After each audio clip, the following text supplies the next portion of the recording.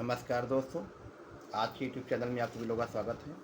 हमारी अर्गनान की सीरीज़ चल रही थी, जिसमें मैं रेगुलर आप लोगों को अर्गनान ऑफ मेडिसिन में जो डॉक्टर हनीमैन जी ने लिखा हुआ है उसमें एफोरिज्म के बारे में जानकारी देता हूँ और बताता हूँ कि उसमें डॉक्टर हनीमैन ने क्या लिखा हुआ है। तो आज बारी है 21 एफोरिज्म की, जिसमें हम आपको बताते हैं कि महात्मा हनीमैन ने अर्गनान ऑफ मेडिसिन में क्या कहा है।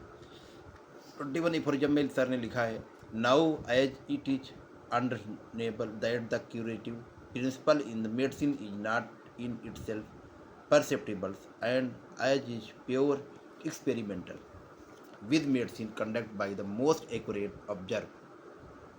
Nothing can be observed that can constitute them medicinal or remedy except that power of causing distinct alteration in the state of health of the human body, and particular in that of the healthy individualization and of exciting in him various defined morbid symptoms.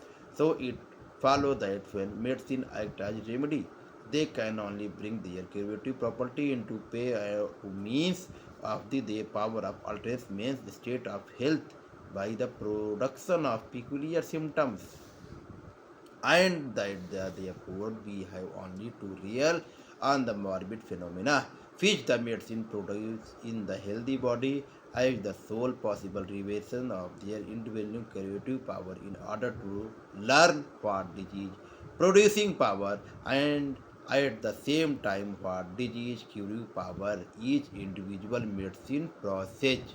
तो doctor Hahnemann जी लिखते हैं कि 21वें aphorism में कि रोग उत्पन्न करने और रोग को नष्ट करने संबंधी औषध की क्या क्षमता होती है।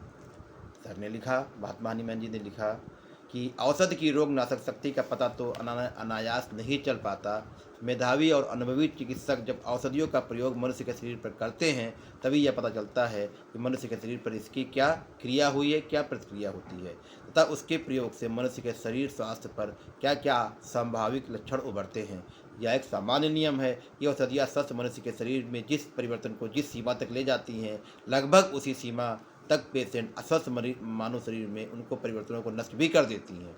अतः चिकित्सकों को चाहिए कि पहले यह पता लगा लेना चाहिए कि कौन सी मेडिसिन में कौन से सिम्टम्स उत्पन्न करने की कितनी क्षमता होती है।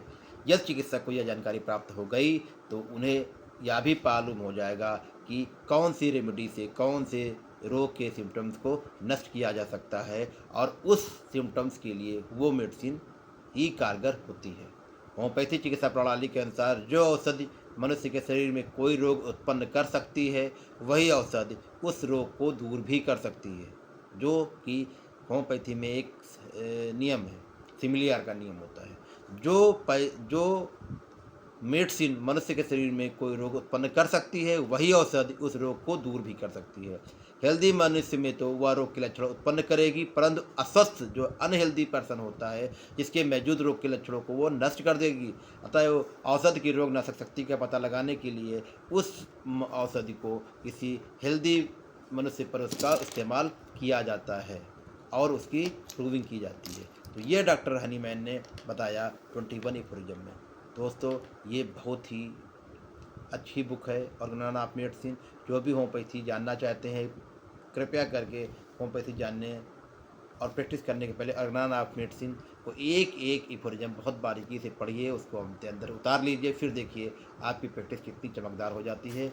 बहुत से बहुत इनक्रेडिबल केसेज को, बहुत से बड़े केसों को आप कैसे चुटकियों बजाय हैंडल कर लेते हैं।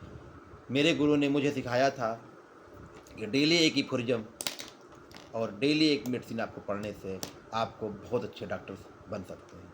ये प्रैक्टिस में बताया था। डेली एफोरिज्म एक एक पढ़ने के बाद आप समझ सकते हैं कि 365 दिन भी नहीं लगेंगे कि आपको एफोरिज्म उसके बाद रिपीट हो जाएगा। लगातार जब तक आप एक एफोरिज्म ना पढ़ लें, जब तक एक मेडिसिन ना पढ़ लें, कम से कम की बात हो रही। ज़्यादा पढ़ते हैं तो फिर ज़्यादा पैसा ज़्यादा पढ़ने में कोई हर्ज नहीं है, लेकिन मिनिमम कम से कम एक एफोरिज्म और एक मेडिका की मेडिसिन ज़रूर पढ़िए, तभी आप खाना खाइए, तभी आप सोइए जाके रात में। कसम खा लीजिए, जब तक हम एक एफोरिज्म नहीं पढ़ेंगे, जब तक एक मेडिसिन नहीं पढ़ेंगे, तब तक आज का डिनर हम नहीं करेंगे। अगर ये आप प्रण करते हैं तो एक दिन, मैं कहता हूँ 5 साल लग जाए, 10 साल लग जाए, लेकिन 5 या 10 साल बाद आप देखेंगे कि कितना आपके अंदर सुधार आ जाता है, कितना आप प्रैक्टिस में अपने को चमका लेते हैं। तो दोस्तों, ये है मेरा सूत्र जो मेरे गुरुजी ने बताया, और उन्हीं की बातों को लेकर के मैं अपनी प्रैक्टिस करता हूँ और काफ़ी अच्छे रिजल्ट हमें मिलते हैं।